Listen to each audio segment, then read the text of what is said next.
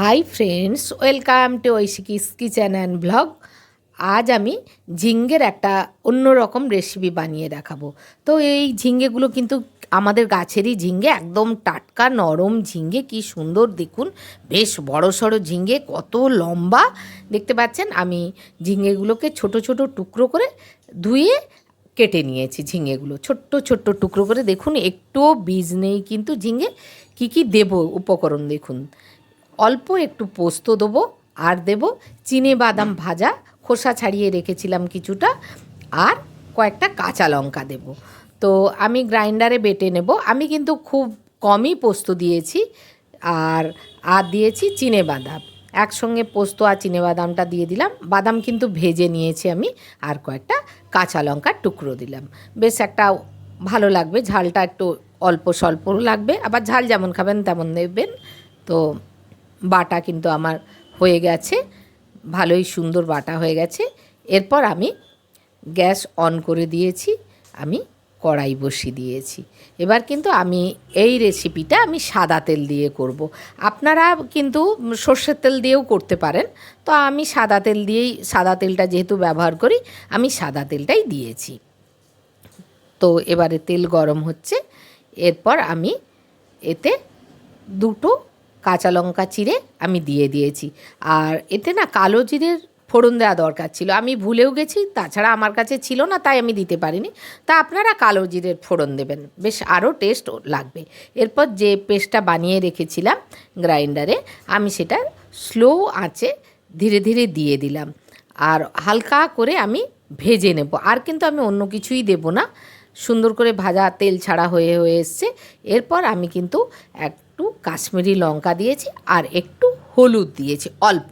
এবার হলুদটা যেহেতু বলবেন যে পোস্ত তরকারি হলুদটা অনেকেই পছন্দ করেন, তা একটু হলুদ না দিলে কেমন একটা লাগে বলুন। তো অল্প জল দিয়ে দিয়েছি, জল দিয়ে নাড়াচাড়া করে দেখলাম পোস্তটা প্রায় ভাজা ভাজা হয়ে এসছে। এরপর কিন্তু আমি ঝিঙেটা দিয়ে দিলাম। ঝিঙে দিয়ে একটু নাড়াচাড়া করলাম, নাড়াচাড়া আস্তে আস্তে ধীরে ধীরে করছি। এরপর যে একটু অল্প করে নুন দিলাম। নুন দিয়ে, নুনটা দিলে এবার জল বেরোবে হালকা করে। এবার নুন দিয়ে দিয়েছি। এরপর কিন্তু ধীরে ধীরে আমি নাড়াচাড়া করছি, একটু ঢেকেও দিলাম, একটু সেদ্ধ হয়ে যাবে। এরপর আমি কি করব, এরপর আমি ঢাকনাটা খুলে, একটু জল জল বেরোচ্ছে দেখতে পাচ্ছেন, একটু বেশ কষাটাও ভালো সুন্দর হয়ে গেছে। এরপর কিন্তু অল্প একটু আমি চিনি দিয়েছি, অল্প, একদম অল্প, যেহেতু একটু ঝালও দিয়েছি, তো অল্পই আমি দিয়েছি। একটা মেজারমেন্টটা এমন করে দেবেন, তার বেশ ভালোই লাগবে। এর যেহেতু চিনেবাদাম আর পোস্ত ছিল, তো এমনিতেই মিষ্টি লাগবে ঠিকই, তাও অল্প একটু আমি চিনি দিয়েছি। এরপর আমি নাড়াচাড়া করছি, বেশ জল ছেড়ে ছেড়ে বেরিয়ে আসছে। আবার ঢেকে দিলাম ধীরে ধীরে। এরপর কিন্তু ঢাকনা আমি খুলে দিলাম। একটা দেখুন কালারটা কি সুন্দর এসছে। এরপর একটু অল্প চিনি অল্প দিয়ে দিলাম বললাম। এরপর নাড়াচাড়া করছি, ভালো করে নাড়াচাড়া করে নিয়ে এরপর যে অল্প যে জলটা থাকবে, আর একটু যে জলটা আছে গ্রাইন্ডারে, যে জলটা আমি ভালো করে ধুয়ে নেব, দিয়ে লাস্ট সেই জলটা আমি দিয়ে দেব। এরপর দিয়ে নাড়াচাড়া করব।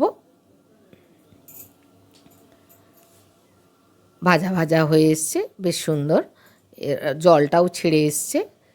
এরপর যে গ্রাইন্ডারে বললাম যে জলটা ছিল বাকি, বাদ বাকি সেটা ধুয়ে আমি দিয়ে দিলাম।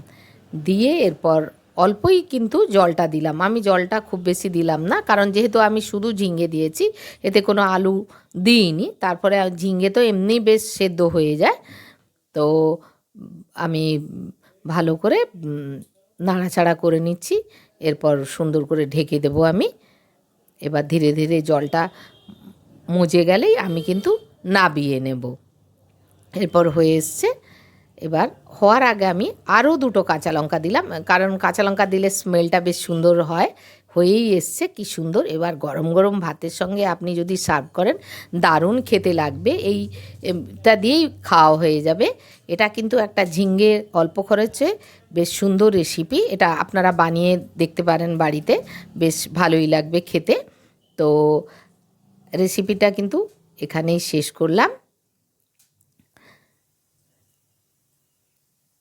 যদি আপনাদের ভালো লাগে, আপনারা সাবস্ক্রাইব করবেন, কমেন্ট করবেন, শেয়ার করবেন।